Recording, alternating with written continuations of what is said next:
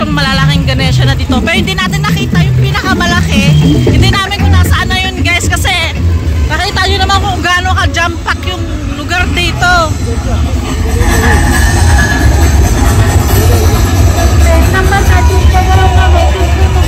Tingnan nyo naman.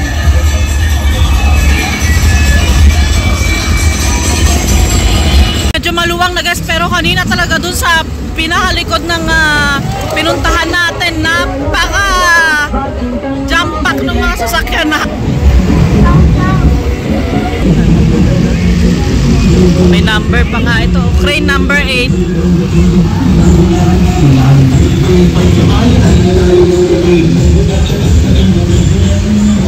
Sige po, dahil first time po. Sa 5 years ko, first time ko pumunta ng Tangpan na immersion ng Ganesh.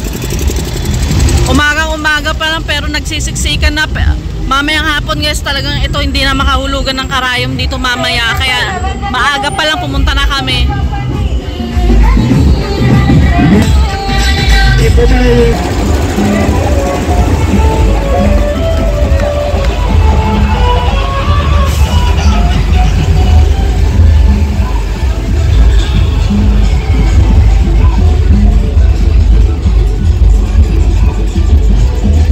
I guess they have their designated crane number. Huh?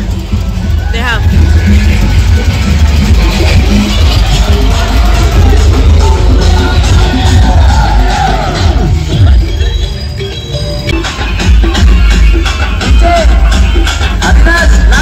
DJ Manish exclusive. So ito guys, I don't know if you heard me last time. So yung mga Ganesh pala dito, may mga designated crane number sila. Kaya pala, yung iba dito yung pumupunta. Gusto po dahil jump pack, umaga pa lang.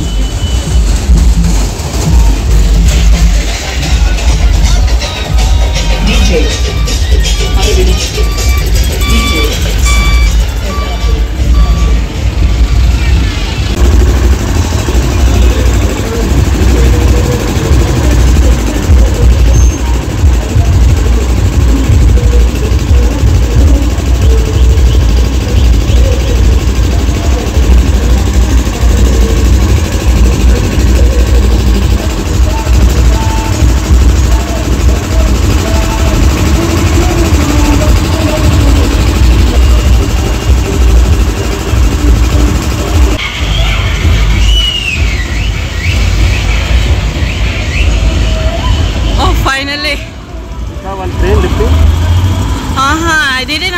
I didn't get any chance guys na makita yung malalaking Ganesh na binubuhat ng crane kasi this is the first crane. Okay, so but here, okay, we're going to, I guess we have to park. Yeah, of course. So we finally reach the first crane guys. Napaka-traffic dun sa bandang pinuntahan natin. Nahirapan kaming dumaan guys. Mabuti na lang yung mga devotee, binibigyan kami ng daan para makadaan kami ng maayos. So at least once I want to show you how they are immersing this Ganesh. Ayun, there it is. Gusto kong pakita sa inyo guys.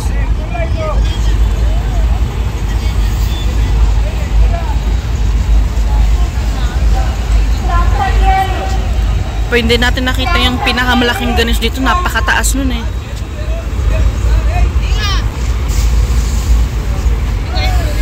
So this is how they lift the big Ganeshas.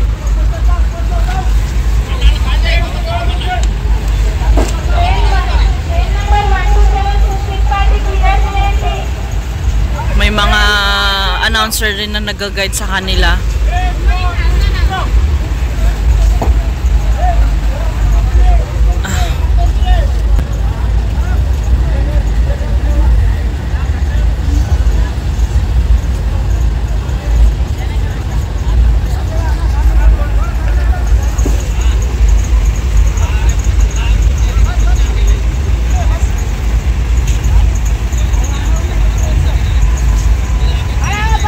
So nilalagay din nila yung maliliit na Ganeshas.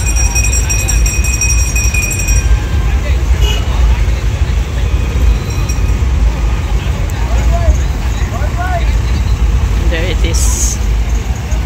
They're now lifting the Ganesh.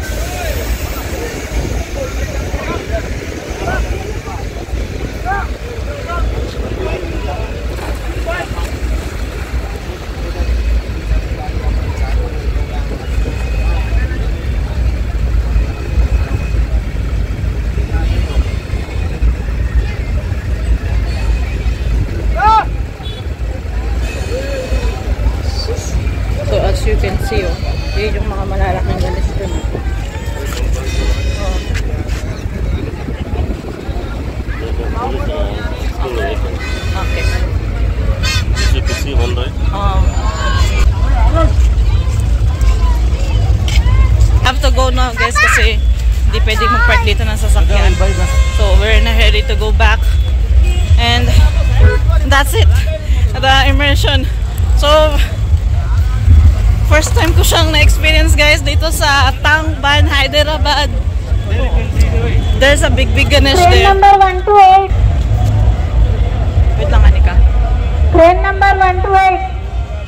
So each Ganesha sa carrier, they have designated train here. So that's fine. Pupuntahan natin yung, may malalaki kasing Ganesh doon sa unahan guys. So pupuntahan natin yon. Total nandito naman tayo at lubos-lubosin na natin yung pagbablog natin dito sa immersion ng Ganesh. Actually guys, sana kahapon namin pupunta pero hindi na namin nagawa. At the same time, pag gabi na, it's not possible for us kasi may mga bata kaming dala. Mahirap ito nga, maaga pa lang na pumunta kami dito, sisiksikan na. Pero paano pa paghapon? Sa hapon na mas madala, napakadami at baka hindi na magalaw yung mga sasakyan dito paghapon. Doon yung malalaking Ganesha, tingnan nyo. Ayun, doon yung mga naglalaki ang Ganesha. So yun yung pupuntahan natin.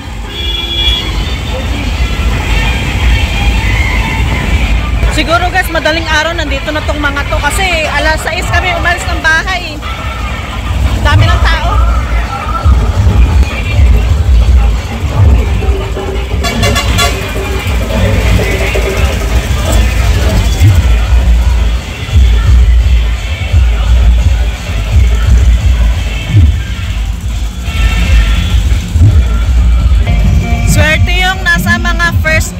Swerte yung mga Ganesh na nasa first crane kasi ang luwag-luwag doon sa unahan. Dito talaga yung siksikan sa magkakadikit na crane. Meron pa niya doon guys sa likod. Meron pa niyan guys sa likod ng Tangban. Marami pa doon mga Ganesha din. Ito yung hinihintay kong i-immerse nila yung ganito kalaki eh. Baka mamaya pa to si Ganesha malaki. Kasi may nakapila-pila pa oh.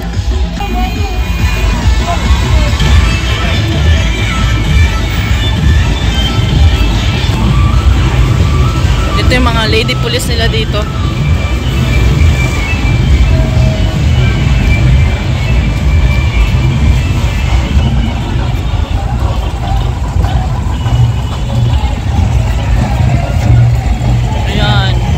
May mas malaki pa dyan guys pero hindi natin yata matimingan, baka gabi pa yun pumunta dito sa immersion yung pinakamalaking Ganesh.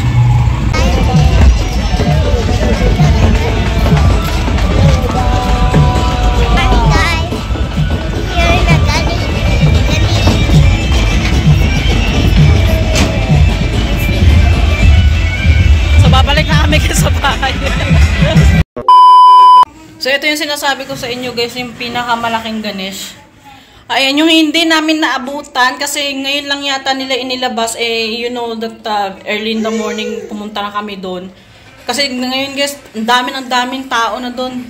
Telephone bone, we could have waited away. So ito na guys, where? Well, turning that side. That's why we should have gone that side. Ito na yung inaabangan namin kanina guys. Ngayon lang nila nilabas yung napakalaking Ganesh. Ito kanina talaga hinihintay namin pero hindi na namin mahintay kasi nga hindi kami pwedeng mag-park doon banda sa lugar na yun.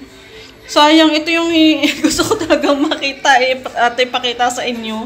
Yung napakaya, tignan nyo kung gaano siya kalaki. My gosh, we missed it. How many Feet, How many feet? 49 feet. 49? But last 2 years, around 60 plus, right? They're reducing. They reduced. Hindi siya, pero last 2 years, guys, na nasa 60 feet yata yung pinakamataas na ano nila na Ganesh. Tingnan niyo, kung gaano siya kataas, Ang laki-laki niya. Ito yung hindi natin nakita doon kanina. Ang malalaki na yung nagsisilabasan na yung malalaking Ganesh, There is one location where Balapur. Balapur. They place Ganesha and Ganesha has a hand, right? Where they place Which one there? Laddu, Which laddu. hand? Here, Right here. hand? in right hand. So that laddu they before immersion day they put in auction. That laddu Ganesha. Starts from 1 rupee to up to. After it will become a highest bid. Yeah. Highest bid will take that laddu. Then after that? After that they buy it 15 lakhs, 20 lakhs like this. Ba?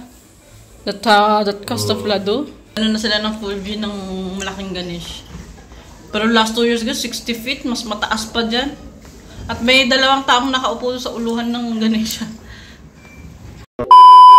So nakauwi na kami ng bahay guys. Ayun, natutulog na yung 2 bata. No? Kasi napagod din. Kasi ang aga namin umalis, mga alas 6. Hindi ko na-track yung time guys, pero nung akala ko alas 7 na yung sinasabi ko ito kanina sa video, akala ko alas 7 na, alas 6 pa lang pala.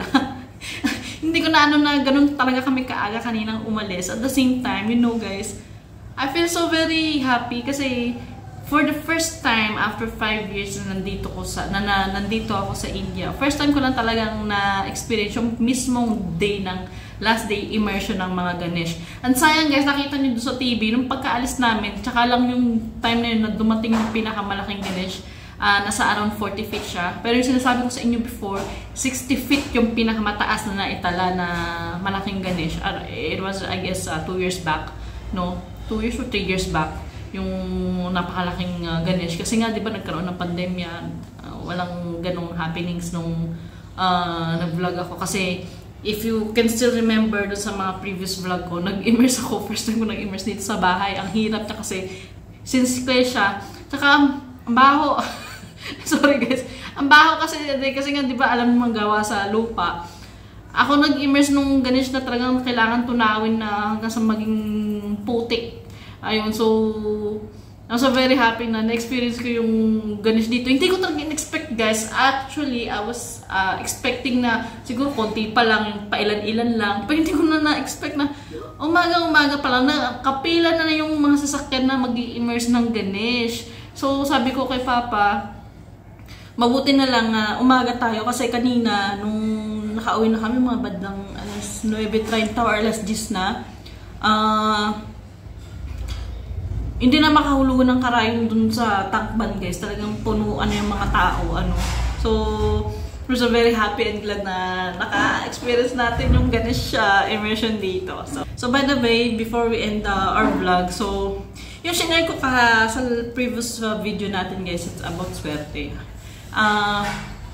I'll share it with you guys. So, sa mga may pinagdadaanan na parang wala ng pag-asa, So, nakaka-lift siya ng positivity guys. Kung ano man negative yung iniisip mo, nakaka-lift siya ng negativity. Instead, you're thinking positive. And by the way, yung may idinunap ako dun na link, ano ba pangalan nung